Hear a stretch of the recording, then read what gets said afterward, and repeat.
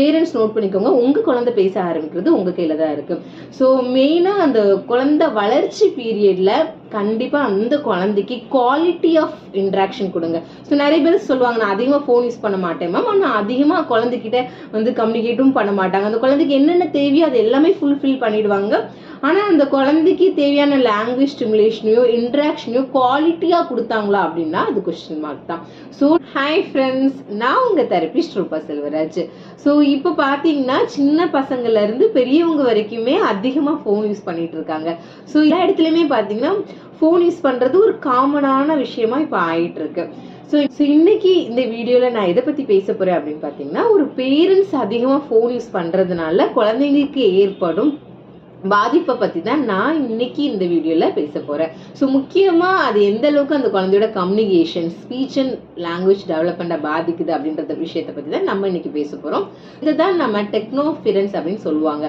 அதாவது ஒரு பேரண்ட்ஸ் அதிகமாக ஃபோன் யூஸ் பண்ணுறாங்க, அதுவும் குழந்தையோட ப்ரெசன்ஸில் அதிகமாக யூஸ் பண்ணுறாங்க அப்படின்னா அது அந்த குழந்தைக்கும் அந்த பேரண்ட்ஸ்க்கும் உள்ள இன்ட்ராக்ஷன் மட்டும் இல்லாமல் அந்த குழந்தையோட கம்யூனிகேஷனையும் அதிகமாக பாதிக்கும். ஸோ இந்த டெக்னோஃபிரன்ஸ்னால எந்த அளவுக்கு ஒரு இன்ட்ராக்ஷன் பாதிக்கப்படுது, எந்த அளவுக்கு ஒரு கம்யூனிகேஷன் பாதிக்கப்படுது அப்படின்றத டீட்டெயிலை நம்ம பார்க்கலாம். வாங்க வீடியோக்குள்ள போகலாம். ஸோ நான் ஆல்ரெடி சொன்னேன், இப்போ காமனாக பார்த்தீங்கன்னா எல்லா ஏஜ் குழந்தைங்களையுமே அதிகமாக ஃபோன் யூஸ் பண்ணுறாங்க. குழந்தைங்க மட்டும் இல்லை, பெரியவங்க வரைக்குமே அதிகமாக ஃபோன் யூஸ் பண்ணுறாங்க.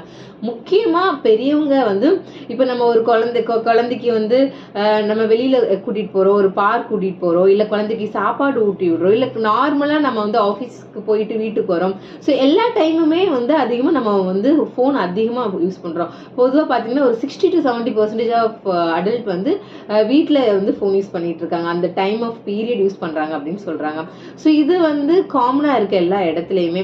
ஸோ இந்த பெர்சன்டேஜ் அதிகமா நம்ம குழந்தையோட ஸ்பெண்ட் பண்ற பெர்சன்டேஜை விட நம்ம ஃபோன் யூஸ் பண்ற பெர்சன்டேஜ் ஜாஸ்தி ஆகுறதுனால நம்ம குழந்தைக்கு கொடுக்குற இன்புட் ரொம்பவே கம்மியாயிடுது. ஸோ இதனால இந்த மாதிரி பிரச்சனைகள்லாம் வருது. ஸோ இந்த டெக்னோஃபிரன்ஸ்னால என்னென்ன பாதிப்புலாம் சொல்றாங்க அப்படின்னு நீங்க பாத்தீங்கன்னா, குழந்தைக்கும் உங்களுக்கும் உள்ள இன்ட்ராக்ஷன், அந்த இன்ட்ராக்ஷன் பாதிக்கப்படுது. அது மட்டும் இல்லாம நீங்க குழந்தைக்கு ரெஸ்பான்ஸ் பண்றது கம்மி ஆகுது அப்படின்னு சொல்றாங்க. அது மட்டும் இல்லாம குழந்தைங்களுக்கு நிறைய நெகட்டிவ் பிஹேவியர் டெவலப் ஆகுறதுக்கு பாசிபிலிட்டிஸ் இருக்கு அப்படின்னு சொல்றாங்க. இது மட்டும் இல்லாம கம்யூனிகேஷன், நான் மெயினா சொன்ன மாதிரி கம்யூனிகேஷனும் பாதிக்கப்படுது.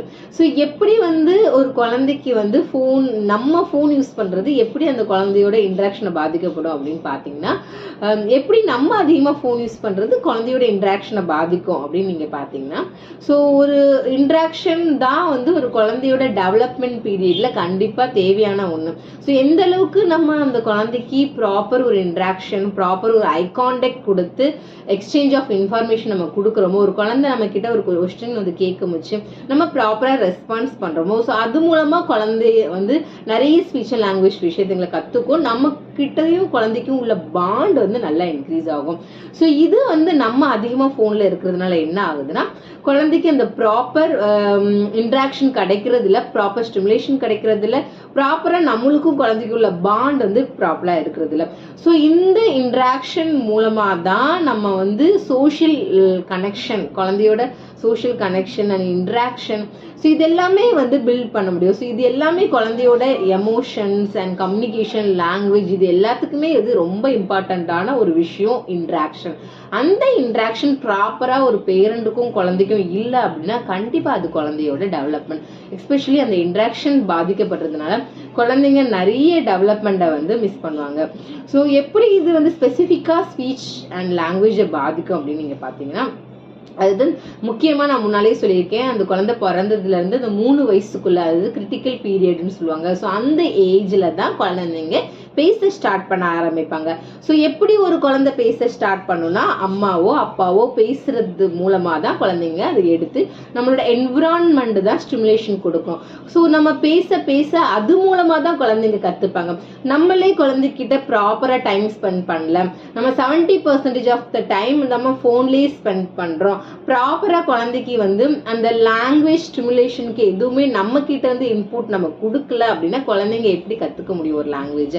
ஸோ அந்த டெவலப்மெண்ட் பீரியட்ல ஒரு குழந்தை 1 வயசுல இருக்கலாம், 2 வயசுல இருக்கலாம், இல்லை 3 வயசுல இருக்கலாம், இல்லை 6 மாசம் 8 மாசம் கூட இருக்கலாம். ஸோ அந்த மாதிரி குழந்தைங்க சின்ன வயசுல அந்த டெவலப்மெண்ட் பீரியட்ல நீங்க அதிகமா ஃபோன் யூஸ் பண்ணிட்டு இருக்கீங்க, அதிகமா அந்த குழந்தையோட இன்டராக்ட் ஆகல, அதிகமா அந்த குழந்தைக்கு லாங்குவேஜ் இன்புட் கொடுக்கல, ஃபோன்லயே நம்ம அதிகமா இருக்கோம் அப்படின்னா கண்டிப்பா அது அந்த குழந்தையோட வளர்ச்சியை பாதிக்கும். ஸோ எந்த அளவுக்கு நம்ம அதிகமாக லாங்குவேஜ் ஸ்டிமுலேஷன் கொடுக்குறோமோ அது மூலமாக தான் குழந்தைங்க அதிகமாக ஒக்காபுலரி வந்து பேச ஆரம்பிப்பாங்க, அதிகமாக வார்த்தைங்க வந்து பேச ஆரம்பிப்பாங்க. ஸோ நம்ம அதிகமாக கெஸ்ட்டு செய்கை யூஸ் பண்ணலாம், நம்ம அதிகமாக வார்த்தைங்க சொல்லி கொடுக்கலாம். ஸோ இந்த மாதிரி நம்ம பேசுகிற வார்த்தைங்கள்ல இருந்து தான் குழந்தைங்க கொஞ்சம் கொஞ்சமாக வார்த்தைங்களை எடுத்து பேச ஆரம்பிப்பாங்க.